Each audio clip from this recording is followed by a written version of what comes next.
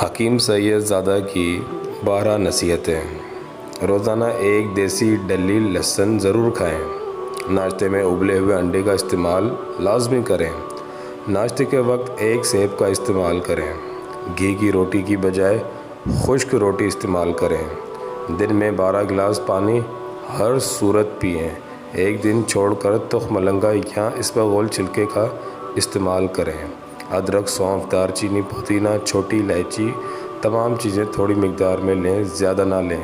ان کا قہوہ ایک کپ پئیں۔ آدھا لیمو ملا لیں، ایک دن چھوڑ کر ایک دن پئیں۔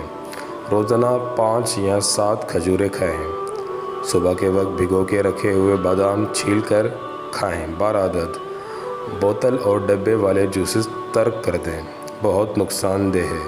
ان کی جگہ گھر میں فریش جوس بنا کر پئیں۔ روزانہ اپنے ہاتھ کی ہتھیلی اور پاؤں کے تلوں پر تیل لگا کر سوئیں۔